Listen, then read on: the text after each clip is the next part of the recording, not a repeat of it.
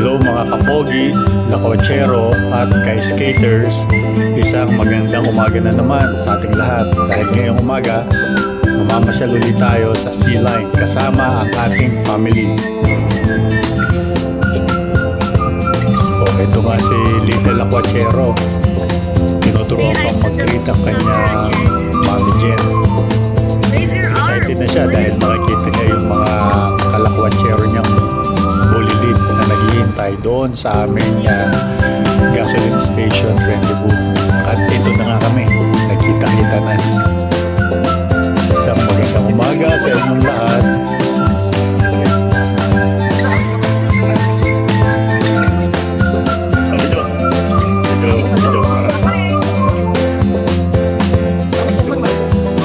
Nasa 4:20 pa lang na umaga yan, pero yung mga bata gising na. Mukhang sanay talaga sila basta pasyalan ang pupuntahan. Ito naman ang mga nagagandahan naming mga misis. Siyempre, kaway-kaway. At ang mga misis man nakasama namin ay masisigla na. Ready to go. G na G, ika nga. So, picture muna kami dito habang inihintay yung aming mga in-order na tea. Ito na, nandito na kami sa Sea Line area. Kailangan muna namin magpa-deflate ng sasakyan, same as before, dahil magdra-drive kami papunta sa buhanginan.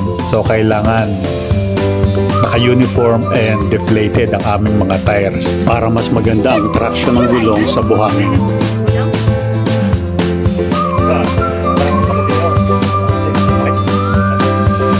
Sandali lang naman. Pagkatapos na ma-deflate ng tamang pressure ang aming sasakyan, binaybay na namin yung papunta sa dagat. So ito na, malapit na nga. At yan, papasok na kami. Habang binabaybay namin ditong gilid ng dagat, napansin namin na marami na ring tao ang nandito. Malamang mga nag-overnight itong mga to. At syempre, weekend, in-enjoy na rin nila yung tubig at yung pagsikat ng araw. Ayan, ang dami ng mga tao. Napakasarap talagang pumunta dito pagka maganda ang panahon at meron kang free time. It's enjoyable. Exciting din para sa mga bata at pag pumupunta sa mga outdoor activity and places para na re-refresh ang kanilang mga isip at nalalayo sa mga gadget. Ang sarap din mag-drive. Ito nga pala yung sand dune ang nasa kanang portion ng video. At sa kaliwa naman, ito ang seaside. Kahit hindi pa kami pumupunta dun sa sand dune, ang pagdadrive pa lang dito sa gilid ay exciting na dahil makapal na rin yung buhangin. Parang ganun na rin ang feeling pagka pumunta ka sa sand dune.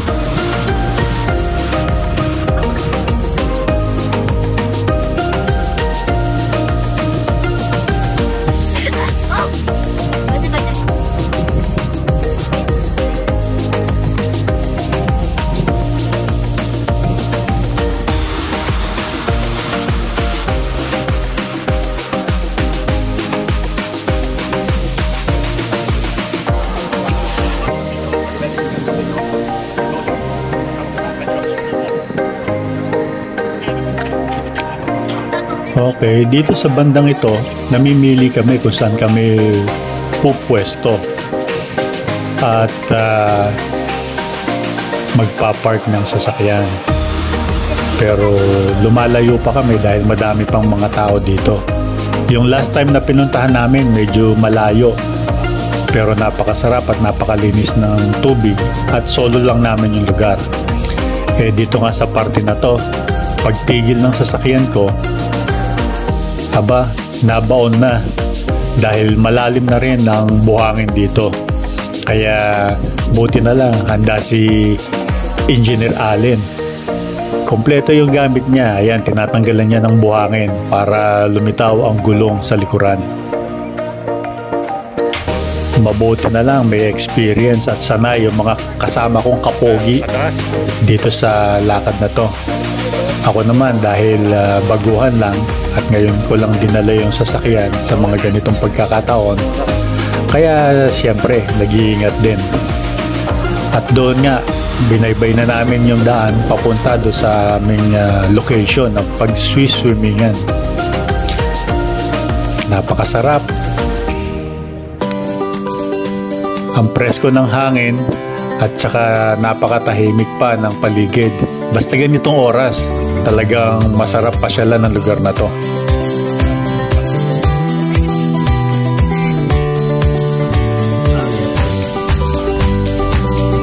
Sa wakas, nakarating na rin kami sa aming pupuntahan. Dito muna kami mag-i-stasyon para makaligo na sa dagat. Maganda yung paligid. Ito nga, ilalapit lang muna namin ang aming mga sasakyan malapit doon sa tubig. Kasama kong bata, kumakanta pa. Talagang excited na rin siya eh.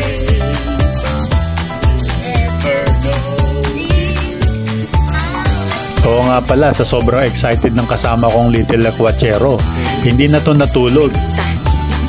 Hinintay na niyang mag-alas 3 ng umaga para makasama.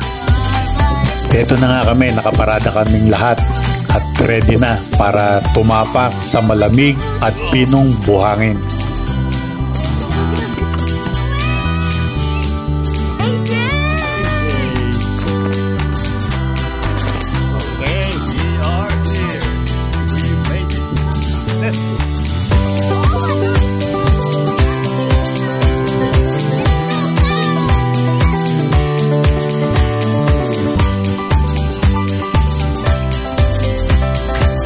At ayun na nga, sumilip na ang napakagandang haring araw. Nagbigay na siya ng bukang liwayway. So picture muna kami dito bago mag-almusal. Siyempre, lumalabas na naman yung aming kasiyahan dahil sa kagandahan ng paligid.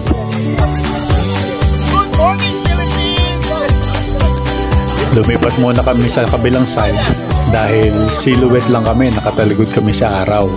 Paglipat namin dito sa kabila, dito mapapakinabangan namin yung liwanag na bigay na sikat ng araw.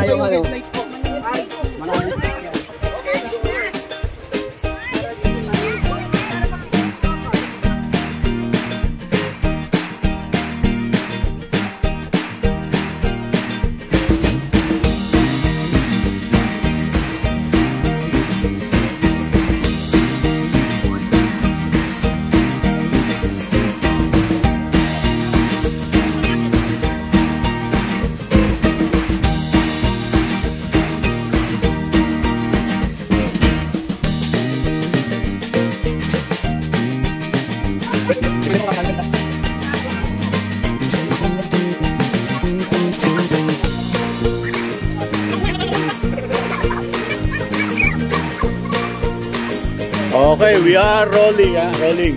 Rolling, okay. Rolling down, rolling.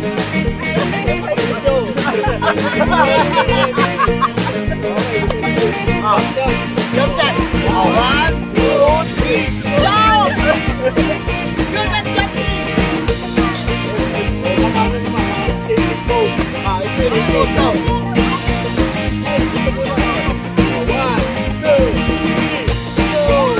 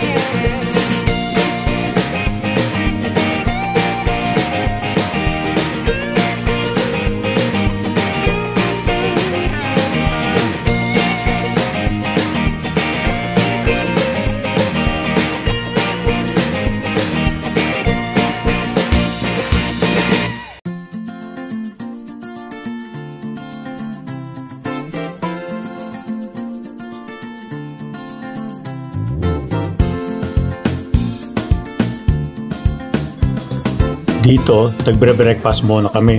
Iba talaga yung pakiramdam pagka nakahigop ka ng isang mainit na karak. Napakasarap sa sikmura. At masarap din to bago ka lumusong sa malamig na tubig ng dagat. Pero bago yan, syempre, picture-picture at video muna.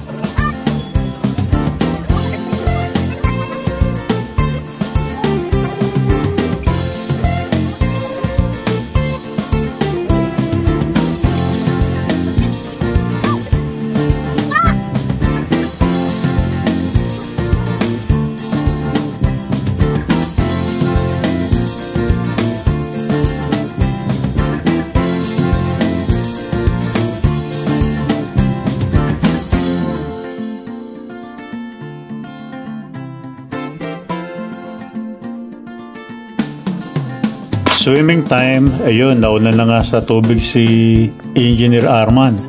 Dinala niya yung spear. Dahil nung huli kami nagpunta, madaming isda ang nasa ilalim. Susunod na rin kami sa tubig. Pero syempre, hindi mawawala yung magic hair oil ni Engineer Allen. Ito nga, maglalagay muna kami. Ito ang sikreto ng mga pogi.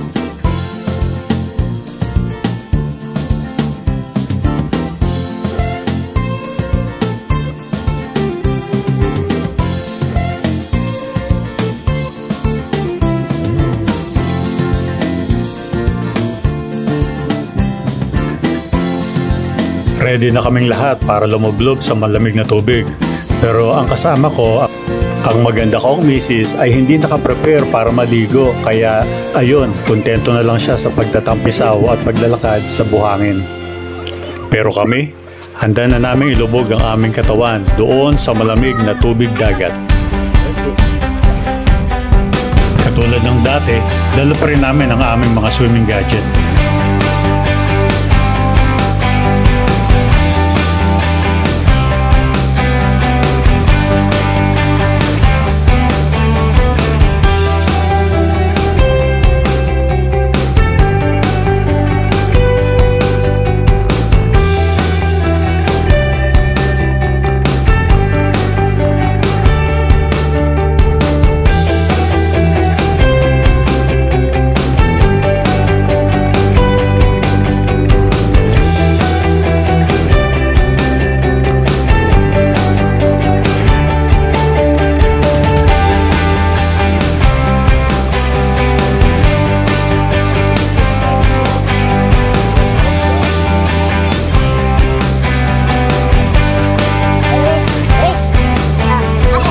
Sina Luis, AJ at RB ay enjoy dito sa mababaw na parte ng tubig. Pero binabantayan din siyempre sila ni Mami Lilibet. Kaya ayan, kasama si Mami Lilibet ng mga bata.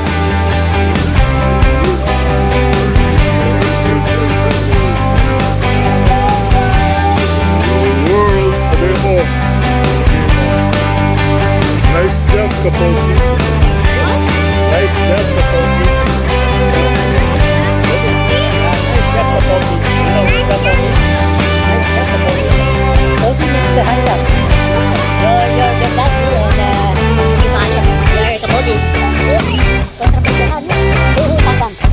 Andito na pala si Ma'am Susan. Aba, mukhang nagsosolo.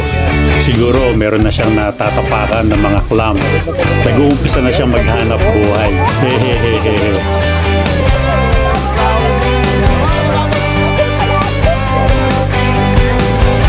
At nandito naman sa di kalayuan, nagtutumpukan ang mga kapogi, ang mga grupong skaters. At dito, nag-uumpisa na rin kaming manghuli ng sea clam.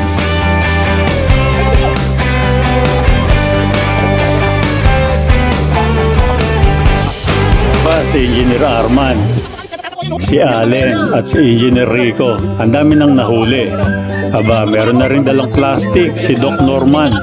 Mukhang nakadami na rin. Yo! Nakalaambos naman ngayon.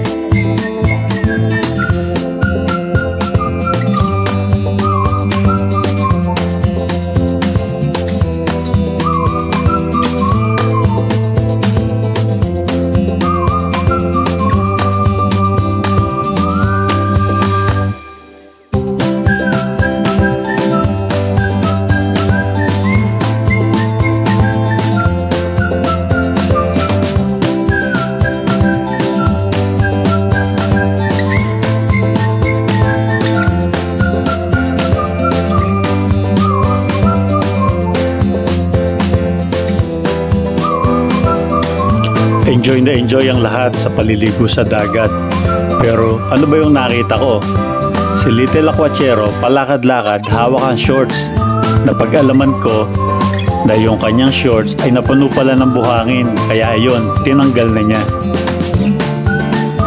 Sa mga oras na to, si Kuya Gab ay kagigising lang, kaya hindi na rin siya nakasama para maligo sa tubig dagat.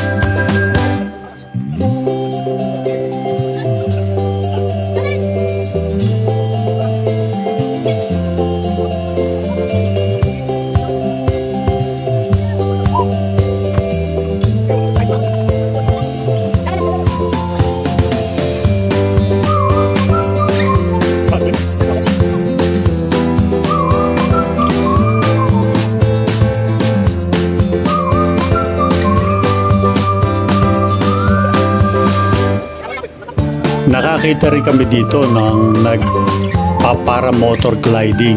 Para din siyang paragliding pero meron siyang ginagamit na dimotor.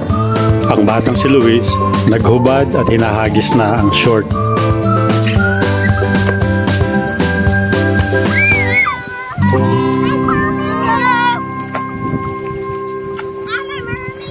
Ito ang mga sasakyan na ginamit namin papunta dito sa Sea Line.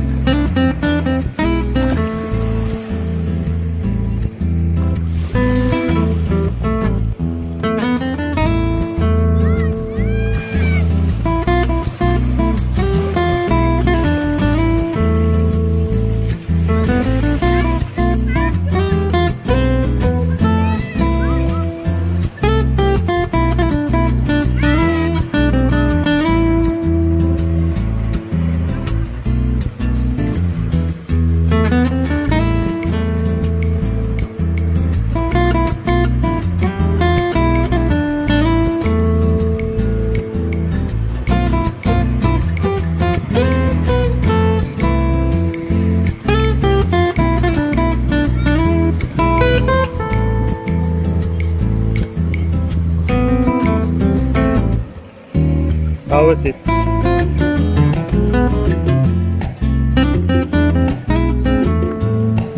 Napakaganda talaga ng view dito, kaya hindi na namin pinalagpas ang pagkakataon na mag-picture-picture na kami ng darling ko.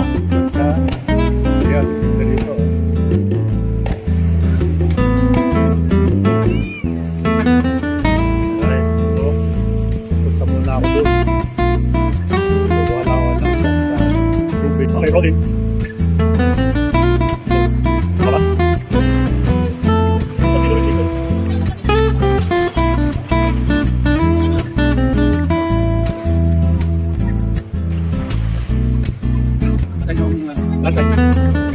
Napaka-presko at ito nga, tapos na kaming maligo.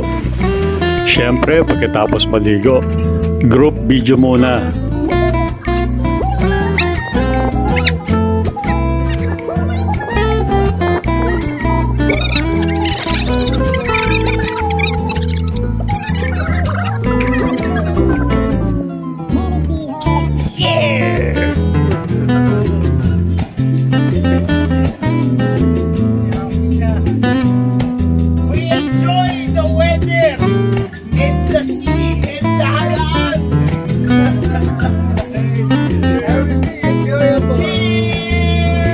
Like any other story, lahat ng magagandang bagay ay nagkakaroon din ng katapusan.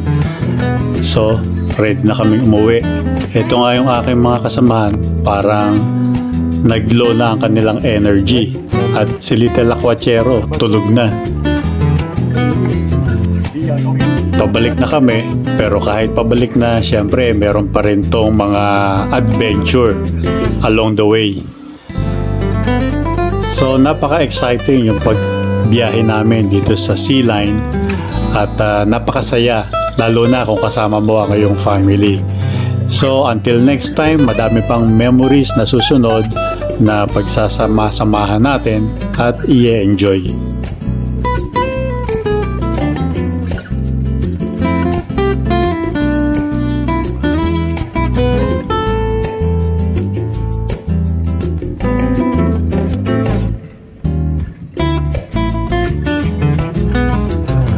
Bumalik nga pala uli kami dito sa tire shop para ibalik sa tamang tire pressure ang aming mga sasakyan para sa pagbiyahe naman namin pabalik sa city. Kailangan bumalik na siya sa normal tire pressure. Hanggang sa susunod na mga lakaran at adventure mga ka-skaters, paalam!